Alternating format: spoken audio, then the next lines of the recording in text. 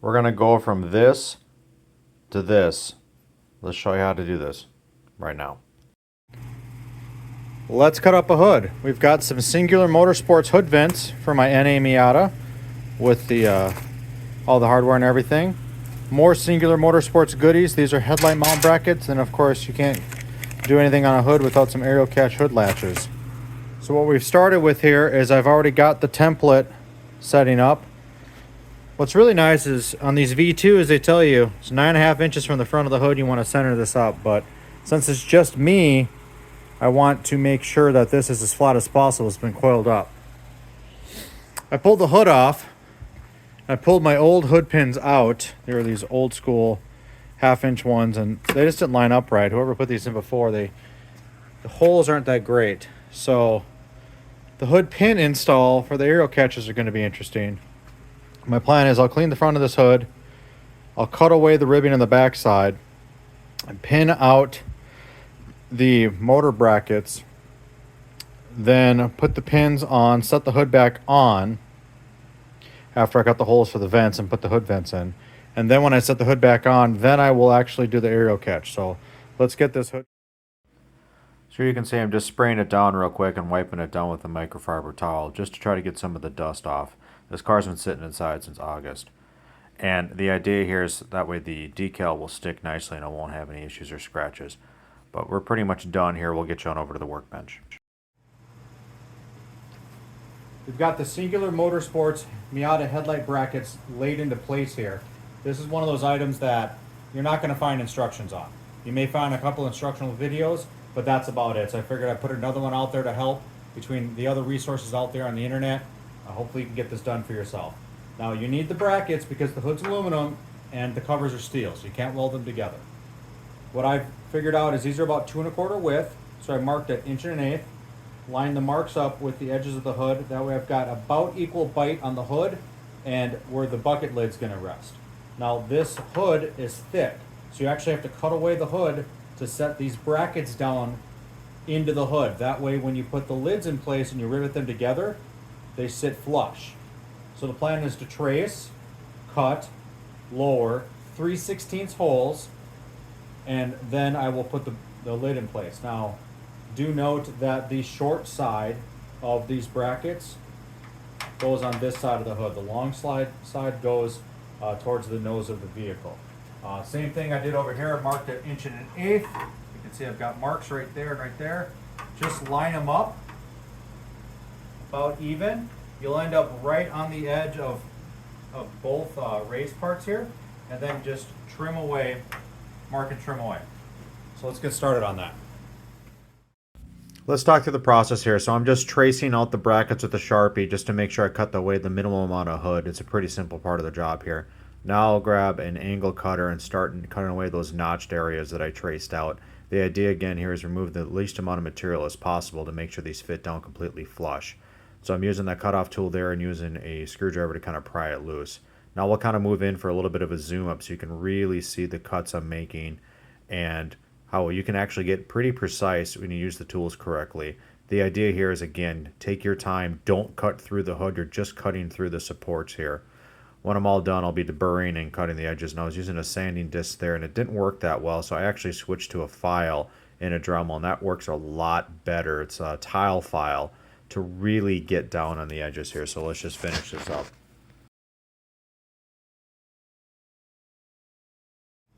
So there you have it.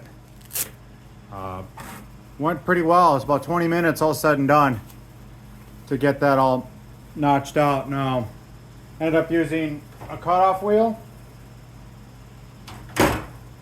a sanding disc, my air sander died, and then the MVP, a Dremel with a file in it to get the corners. Let's get a little closer, show you how it looks.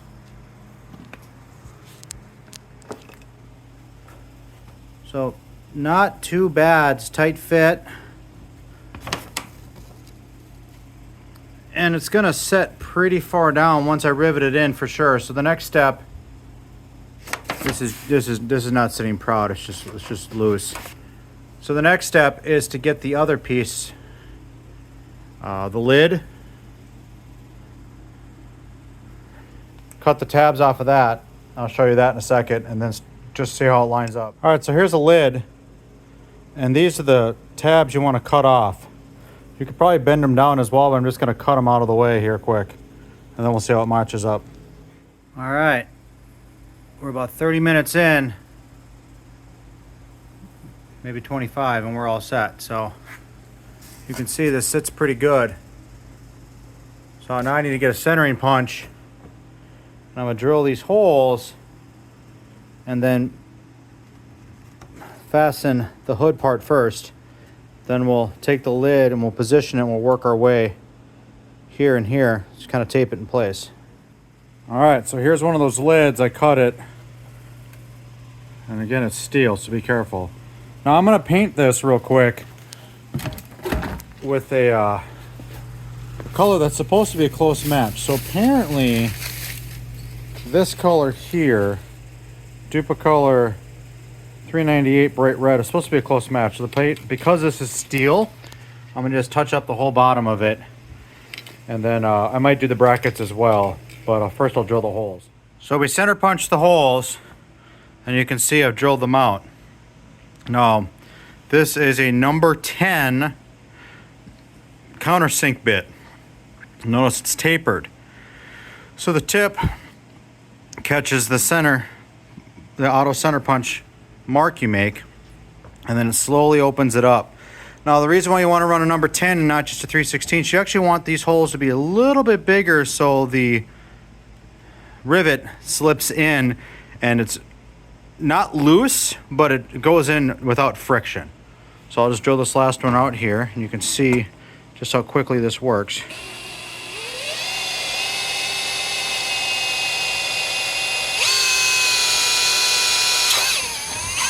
Just like that.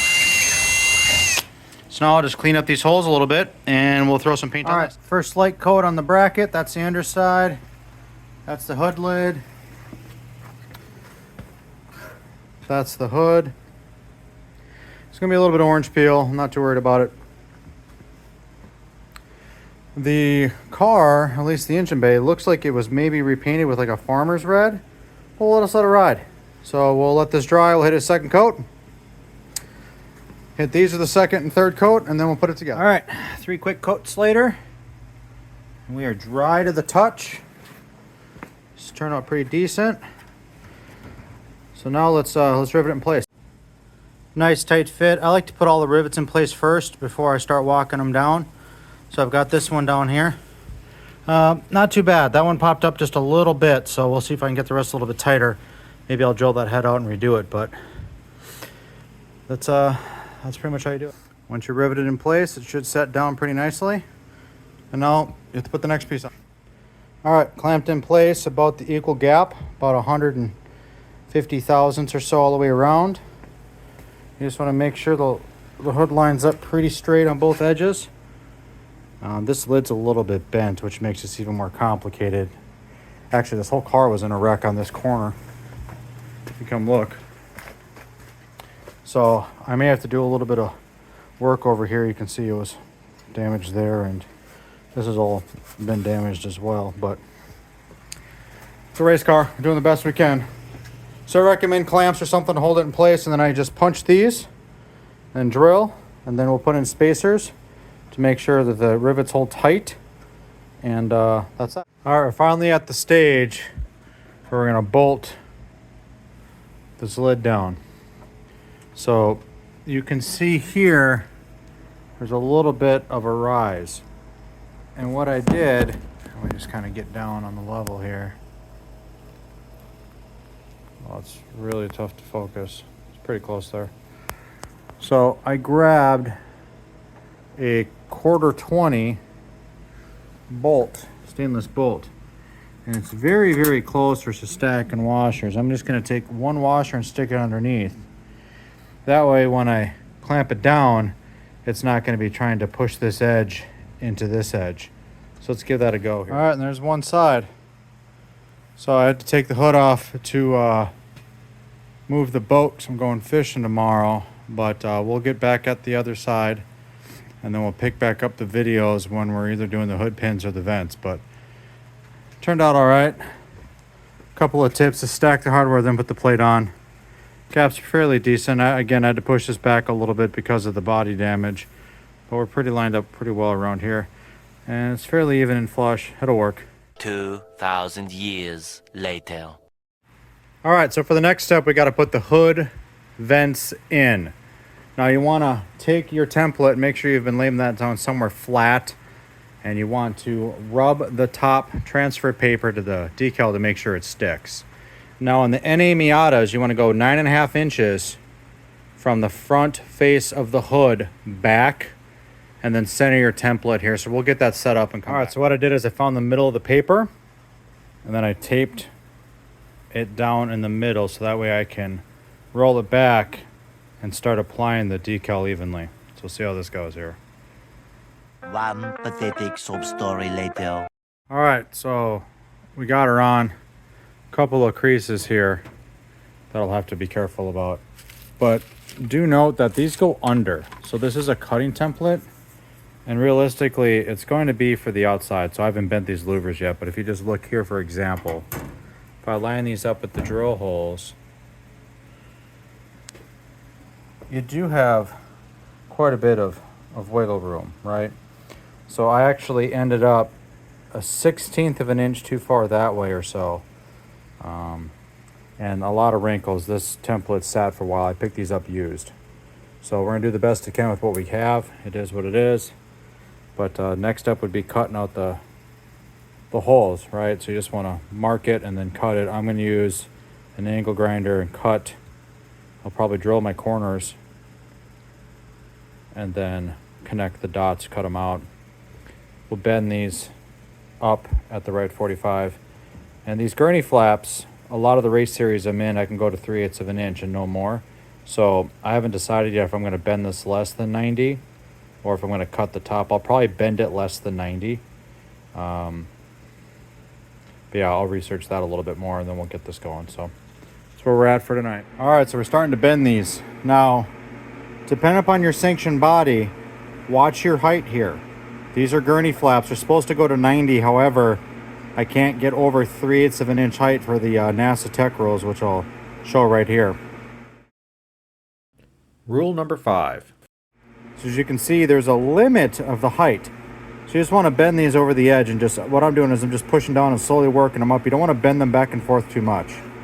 So this one's probably a little bit too high, but what I'll do is I'll get these all started and then set an even height across the top, and that's where she's going to sit. Trying to maximize the opening and stay within the legal limits of the profile. So you don't need to watch me bend these, but I'm just pushing down with my fingers and just working them by hand, and they end up bending like right in this area here. I've got the other two laid out so I know which way to bend. All right, so this first one's bent. Now they tell you in the instructions you should go 45 degrees, and that ends up about right. So what it is, I kind of bent these all to be about the same. This one's a little bit less because this gurney flap's so much taller.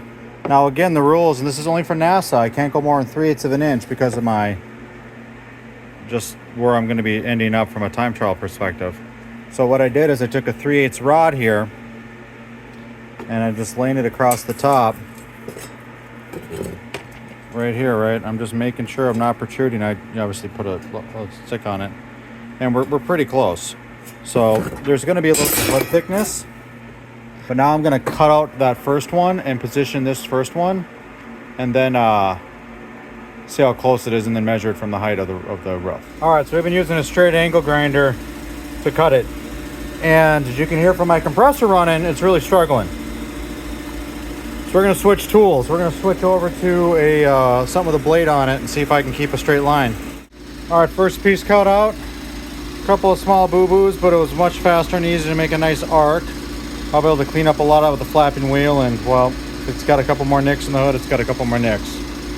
So I think I'm going to cut out the next two and then flip the hood over and then do the ribbing on the bottom side with the angle grinder and then mount the louvers. So that's the first one. What I've been using is this guy here with a little steel blade. The only problem is it eats really fast. So you have to be very careful, and it'll blow through the back too, so you can see it cut right through all the backing, which is good and bad because unfortunately it tends to jam up and then speed you up. So through here it went really fast, and then through there it kind of jammed up and went really fast and jammed up. So you can see the angle grinder, you get a real thick cut, and with that cutoff blade, it's nice and sharp. So there's pros and cons to each tool. Well, let's get these other two cut out. We'll flip the hood over and we'll do the... All right, so that's tool. The cutoff tool that I showed you with the little nipper blade, this guy, definitely worth it. And honestly, if you're doing any sort of sheet metal work, buy yourself one of these things. It's an air saber saw. I don't know if I got this from Harbor Freight or Amazon, but it was one of the two. It's cheap, it's durable, the blades are cheap, they last a long time, and it just rips through sheet metal. So get one of those. So now we're gonna let the air compressor catch up a little bit. We'll do the center and we'll flip it over, but all in all, pretty happy how this is turning out. The part you want to be careful about, you want to remove ribbing and figure out where your vent holes are going to be. You can see I've got ground there, so there's a hole missing there, and center vents here while I was cutting through. So I've kind of drew a rough outline. They say in the instructions you want an inch back. I'm going to try to go the minimum amount as back as possible to try to keep my ribbon in place. I'll actually probably cut on this line to start, just to well, you can see the hole right there.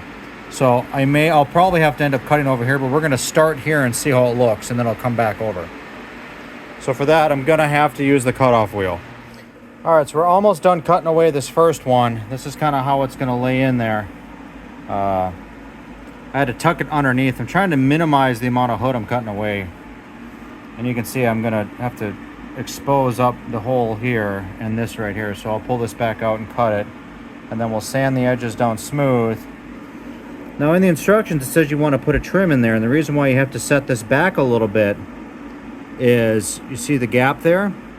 You have to make sure there's a gap for your trim. So I'm just going to sand it nice and even with the Dremel all the way around. Then I should be able to slip the trim in all the way around. Now on the instructions they want you to bend this gurney flap all the way up. However, for a NASA ruling, again, I can't have that higher than 3/8 of an inch, so I'm going to try it at an angle here to start and put trim in place. Worst case scenario is I'll bend it 90 degrees if I notice I'm not getting the cooling I need, and then grind it down. So that's about it for the first side. Now I kind of know what I need to attack on the second side, and then the middle, of course. So a lot of work, just take your time. These are the tools I'm using: a snips, of course air gun, Dremel with cutoff wheel, then a bigger cutoff wheel. I'm also using a pick to pull stuff away, and I'm just kind of working my way through to cut it. So let's get this cleaned up. So when you're done, you should have a hole roughly shaped correctly with enough room. Now the instructions are telling you that you want to cut all the holes, put the trim on, drill the holes, rivet or drill the holes to mount the plates, rivet them in place. So that's what I'm going to do. Is I'm going to go work on the other side. And then save the most fun for last, the double skin that's right up here. And then I'll loosely put the vents in place once I bend the other two. Center punch the holes, drill them from the bottom if I can, and then I'll just cover it up, paint quick. So let's get going on the next side. So here we are on the other side, measure cut, measure cut. I just kind of eyeballed that side and came over here. So you can see I got to cut just a little bit more here. I'm gonna nip that corner real quick and then round this up and just take a little bit right here and then right there. Then I can bend these vents and away you go.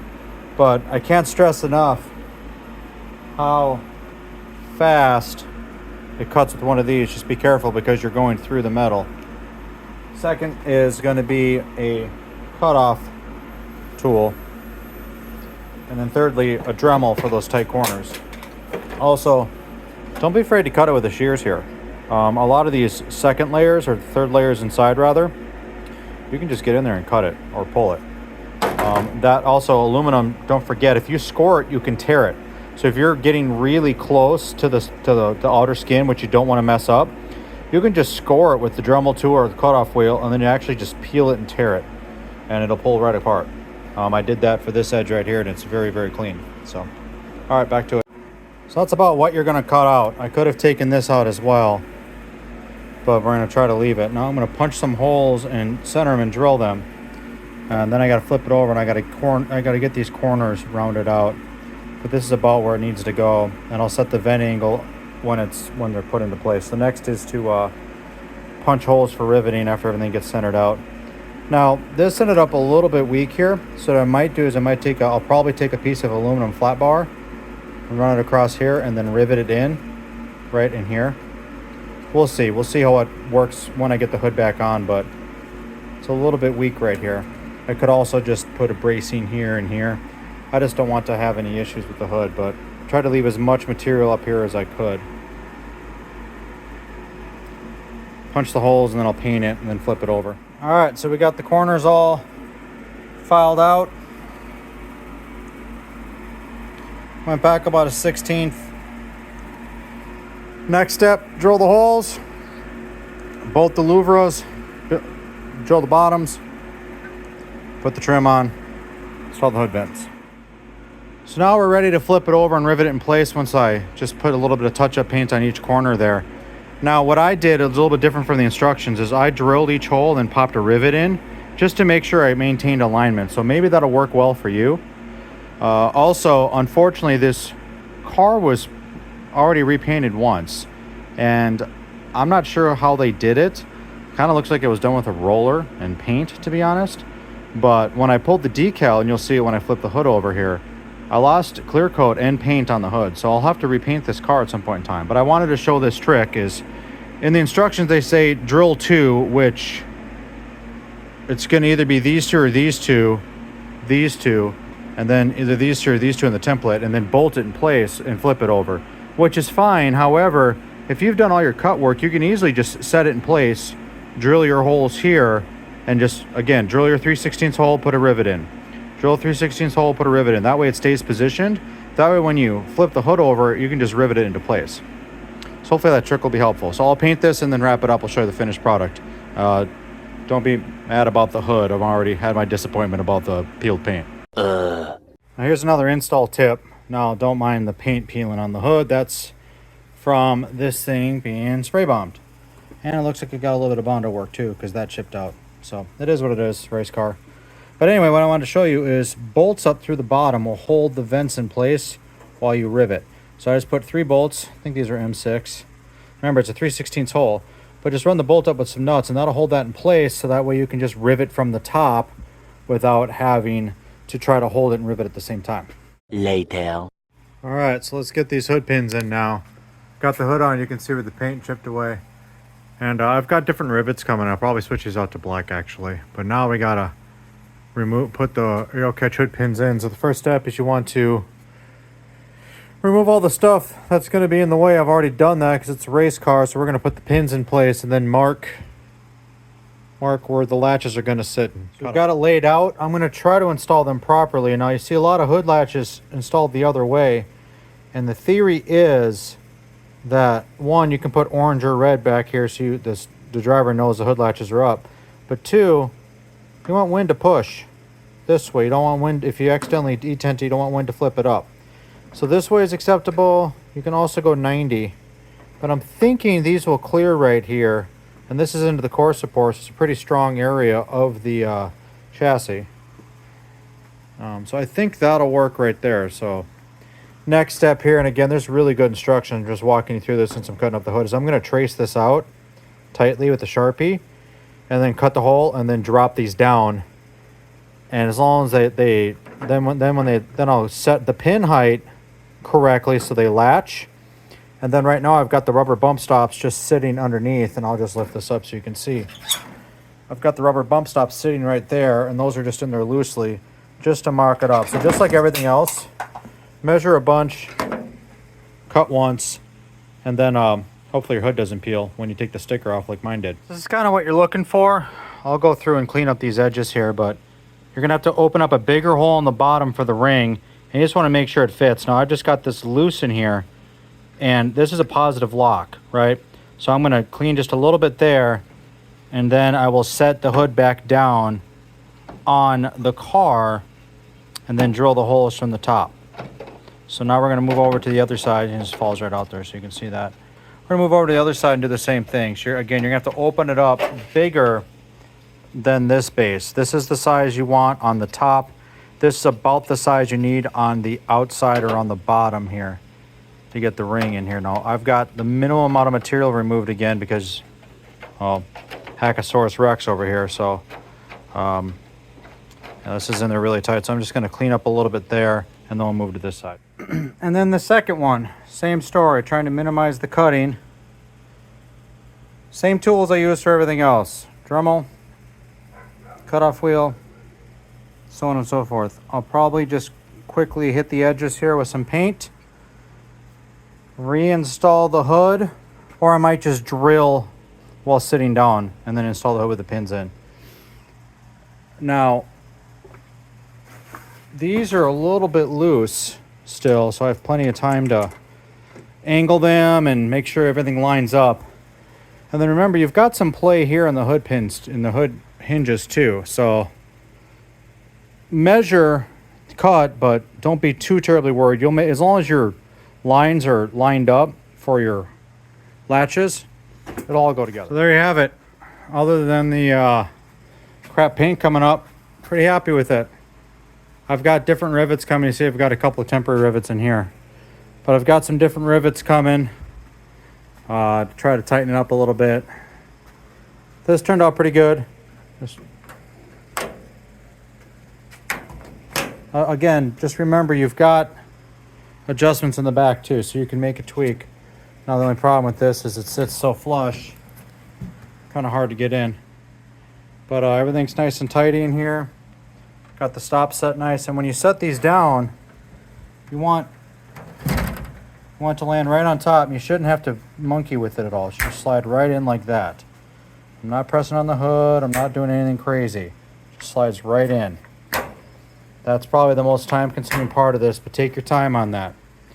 So next steps is I got to pull this fender out a little bit. This car has been in a couple of incidents. It was a spec car. And I'm going to replace these rivets, probably with black ones, tweak this lid down a little bit because it's a little bent, and then figure out what I'm going to do. Probably wash the car and get back to putting the suspension together. But hopefully you found that informative. So take your time, measure, cut slowly. Thanks for watching.